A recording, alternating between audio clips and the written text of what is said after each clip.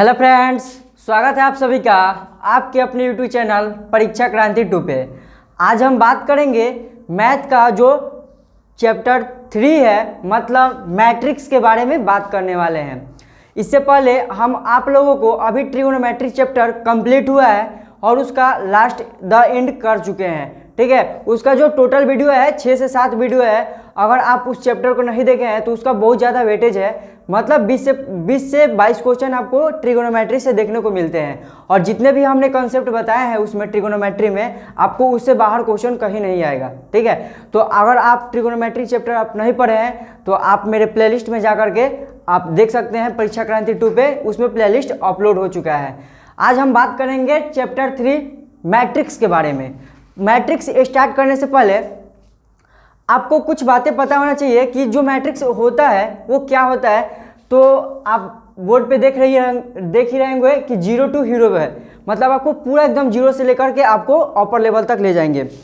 चलिए आज का स्टार्ट करते हैं। स्टार्ट करने से पहले आपको 2 लाइनें बोलना चाहूँगा कि जमीर जिंदा रख कबीर जिंदा रख, जमीर जिंदा रख कबीर जिंदा रख, सुल्तान भी बन जाए तो दिल में एक फ़कीर जिंदा रख।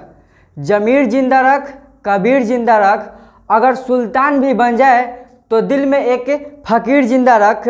जिंदा रख हौसलों के तरकस में कोशिश, जिंदा रख हौसलों के तरकस में कोशिश का वो तीर जिंदा रख।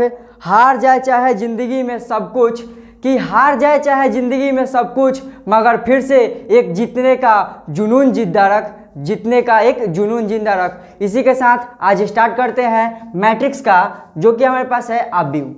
What is this matrix? आव्यूह होता क्या है? तो आव्यूह होता है संख्याओं के एक आयताकार क्रम विन्यास को ही क्या कहते हैं? आव्यूह कहते हैं। अब आप लोगों के माइंड में होगा कि आयताकार का होता है, तो आप आयत देखे हैं? आयत कैसा होता है? ऐसा ही ना होता है आयत। ठीक है, तो ये जो आयत है ना, आयतकार के क्रम विन्यास को कहते हैं। तो ये आयत है जो उसको हम क्या करते हैं कि साइड का जितने भी एरो होता है, ये जो अभी हम ये फिगर है ना, इसी को हम क्या बोलते हैं? मैट्रिक्स बोलते हैं, आव्यूह बोलते हैं। तो ये आपको समझ में आ गया कि जो संख्याओं का एक आयतकार क्रम विन्यास होता है उसी को हम क्या बोलते हैं? आव्यूह बोलते हैं। अब इसमें क्या होगा कि इसमें कोई एलिमेंट उपस्थित रहता है। इसमें क्या होता है? कोई एलिमेंट उपस्थित रहेगा। जैसे मान लीजिए यहाँ पर दे देगा 2 3 4 5, ये इसमें एलिमेंट उपस्थित रहता है। तो जो इसमें एलिमेंट उपस्थित रहता है, एलिमेंट का मतलब हुआ कि जो संख्या इसमें उपस्थित रहता है उसको क्या कहते हैं? अवयव कहते हैं। अब अवयव क्या कहते हैं कि आव्यूह में उपस्थित प्रत्येक संख्या को क्या कहते हैं? अवयव कहते हैं। समझ में आ गया कि ये एक हमारे पास मैट्रिक्स था, इसमें हमारे पास जो भी संख्या उपस्थित था उसमें, उसको हम क्या कहते हैं? अवयव कहते हैं। अब बात करते हैं कोटि का। कोटि क्या होता है? कोटि का अंग्रेजी होता है ऑर्डर। ऑर्डर क्या होता है? तो ऑर्डर देखिए बोल रहा है कि पंक्ति तथा स्तंभों के गुणनफल रूप को क्या कहते हैं? कोटि कहते हैं। अब आपके माइंड में होगा कि सर ये पंक्ति क्या है और ये स्तंभ क्या है? ये पंक्ति क्या है और स्तंभ क्या है? तो पंक्ति किसे कहते हैं और स्तंभ किसे कहते हैं? देखिएगा यहाँ पर मान लीजिए हमारे पास ये A11 है और ये A12 है और ये A21 और ये A22। ये जो एक मैट्रिक्स होता है ना, उसको क्रम दर्शाने का क्रम यही होता है। ठीक है, ये आगे बढ़ता चला जाता है और ये नीचे भी बढ़ता चला जाता है।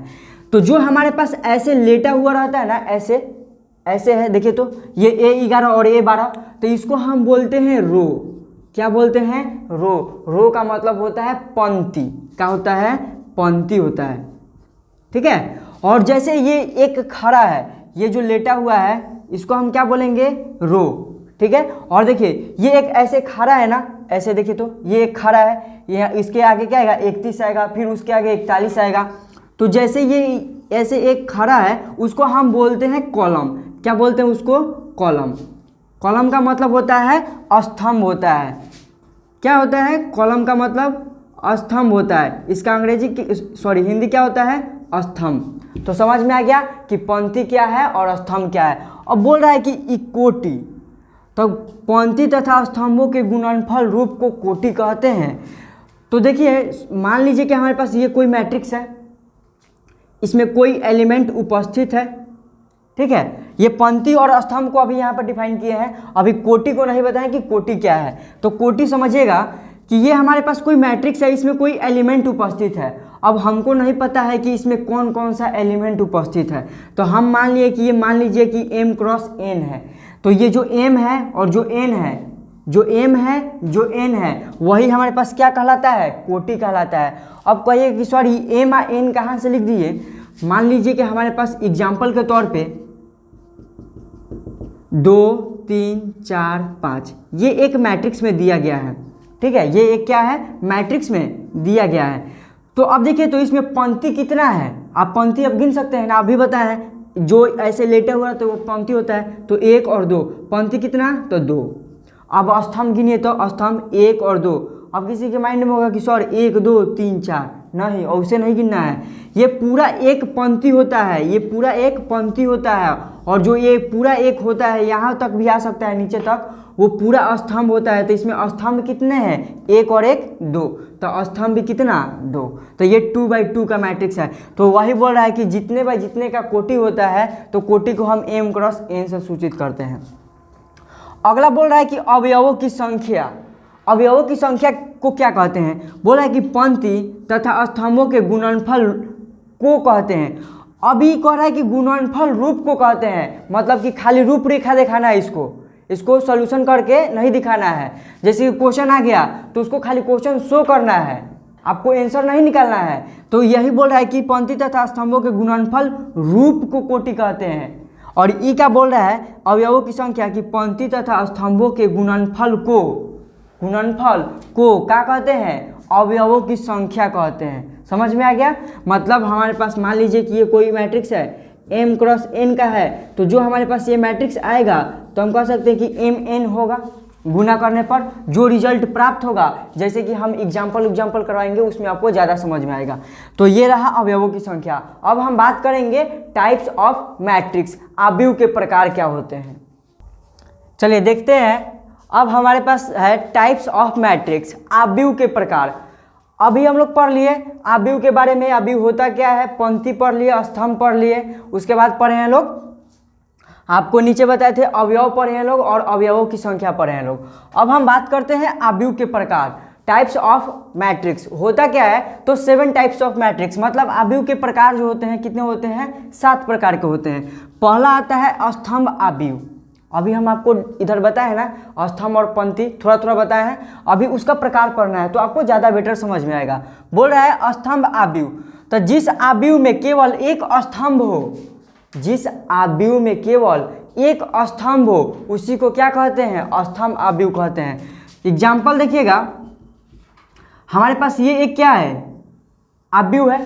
अब क्या बोल रहा है कि जिस आव्यूह में केवल एक स्तंभ हो, मान लीजिए यहाँ पर दे दिया 2 3 4, ये देखिए तो एक स्तंभ के रूप में है ना, ऐसे खड़ा है ना ऐसे, तो उसी को क्या बोलते हैं, स्तंभ बोलते हैं, कॉलम बोलते हैं, ठीक है। अब अगला देखिए, बोल रहा है 2 नंबर पंक्ति आव्यूह, रो मैट्रिक्स। जिस आव्यूह में केवल एक पंक्ति हो, इसका अंग्रेजी देखिएगा रो मैट्रिक्स।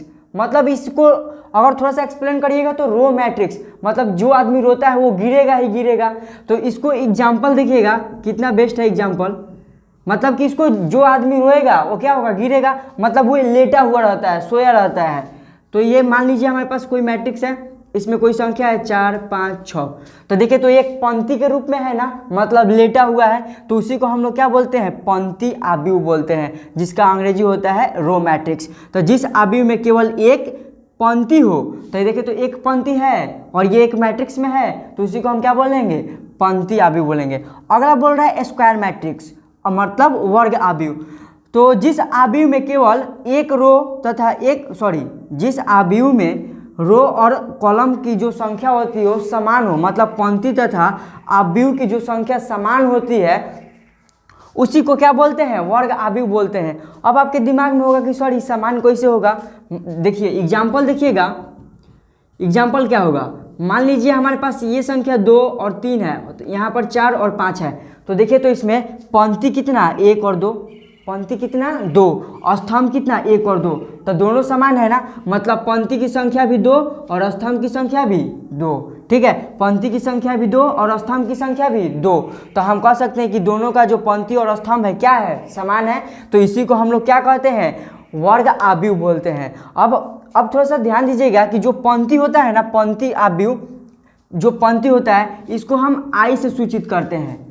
मतलब इसको जैसे कि यहाँ पर पंक्ति है कितना है 1 और 2, तो ये इसके स्थान पे हम आई लिख सकते हैं, और जो स्तंभ होता है स्तंभ उसको हम जे से सूचित करते हैं। तो आप यहाँ पे लिख सकते हैं जो हमारे पास पंक्ति आव्यूह है उसको हम आई से सूचित करते हैं।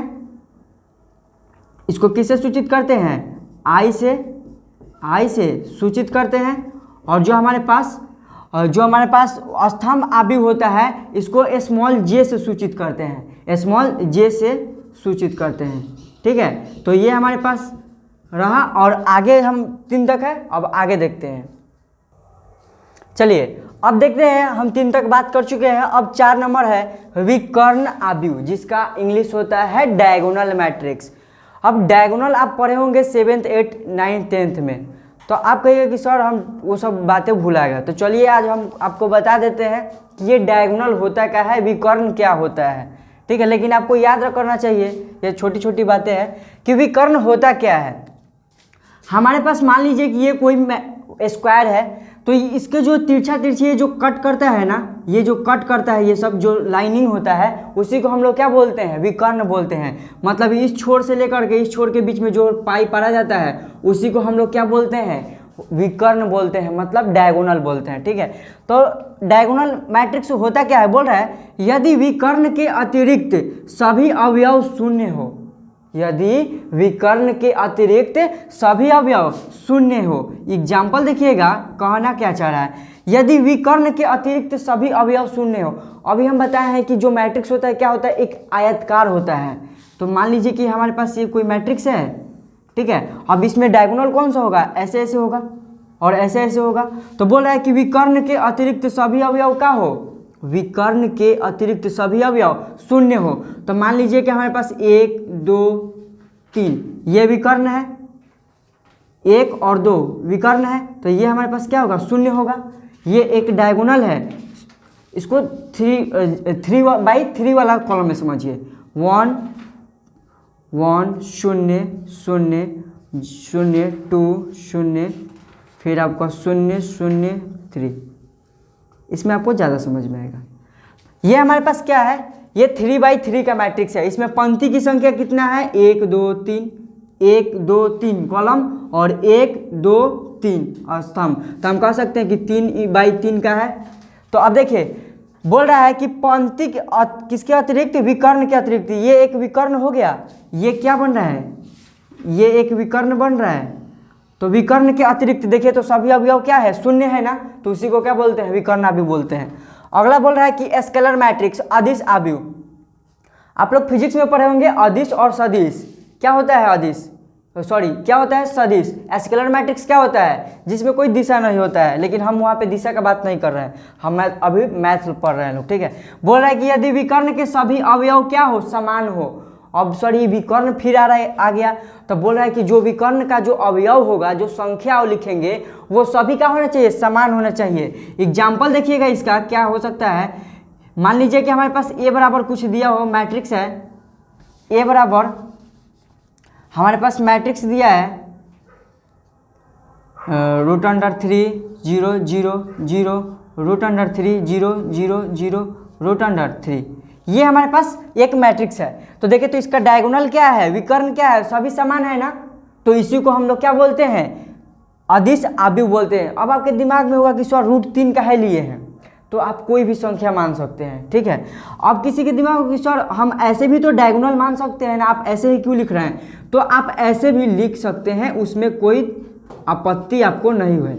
√3 0 √3 0, फिर यहाँ पे क्या हो जाएगा √3 0 0। तो ये भी तो एक तो क्या है, हमारे पास डायगोनल ही ना बन रहा है। तो डायगोनल के अतिरिक्त डायगोनल के सभी अवयव क्या होना चाहिए, समान होना चाहिए, और जो अन्य अवयव हो वो क्या होना चाहिए, शून्य होना चाहिए। अगला बोल रहा है तत्समक आव्यूह, वेरी वेरी वेरी इंपॉर्टेंट है, इसको भी VI लगा लीजिएगा।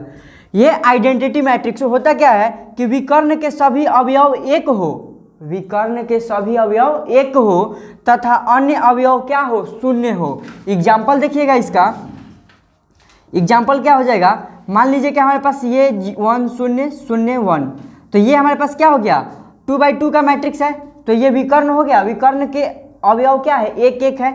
और एक और देख लीजिए आप 3×3 पर, मान लीजिए कि 1 0 0 0 1 0 0 0 1, तो देखिए तो जो हमारे पास विकर्ण है उसके अवयव कितना होना चाहिए, एक होना चाहिए, और तथा अन्य अवयव क्या होना चाहिए, शून्य होना चाहिए।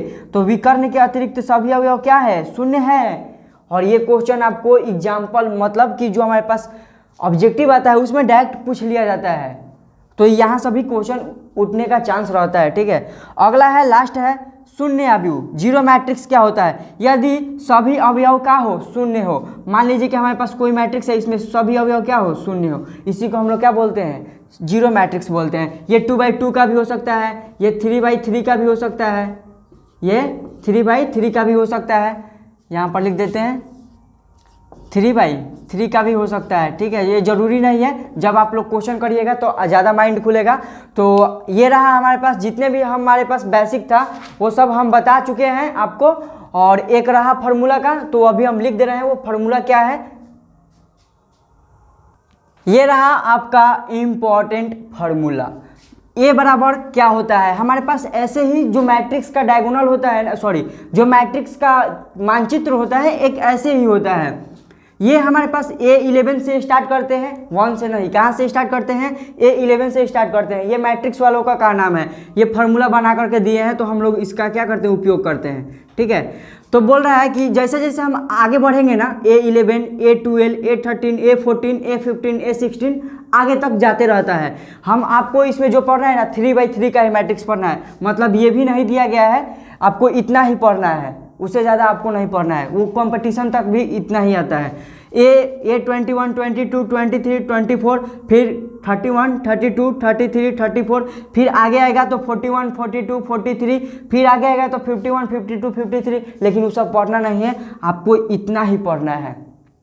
तो यहाँ से आपको कैसे क्वेश्चन आएगा, मान लीजिए कि हम एक आज एग्जाम्पल करवाइए देते हैं, दे देगा आपको, दे देगा 2 3 4 5, ये हमारे पास क्वेश्चन है। अब पूछ देगा कि आप बताइए कि A21 का मान क्या होगा, A12 का मान क्या होगा, तो आप आसानी से निकाल सकते हैं। अगर आपसे नहीं निकलेगा तो पहले क्या लिखिएगा, A11 A12, जितने का मैट्रिक्स रहेगा ना उतने का लिखिएगा, फिर A21 फिर A22। अब देखिए ये 21 है, तो देखिए तो इसमें 21 का है, ये ना है, तो 21 ही होगा, तो मतलब A21 का मान कितना आएगा, 4, और यही हमारे पास आंसर है। तो आप कहिएगा कि बहुत आसान है। अब A12, तो A12 है, तो इसके स्थान पे क्या है, 3 है, तो हम कह सकते हैं कि A12 बराबर कितना है, 3 है। तो आप कोई सा भी किताब अब लगा सकते हैं। वैसे अब हम आगे का क्वेश्चन जो हमारे पास 3.1 चैप्टर एक्सरसाइज है उसको हम चालू करेंगे। और ये रहा हमारे पास फुल वीडियो, जितना भी बेसिक था हम आपको बताने का प्रयास किए हैं, इससे बाहर कुछ आने वाला नहीं है, और जो आएगा हम क्वेश्चन के दृष्टि से देख करके उसको पूरा कर लेंगे। तब तक के लिए जय हिंद।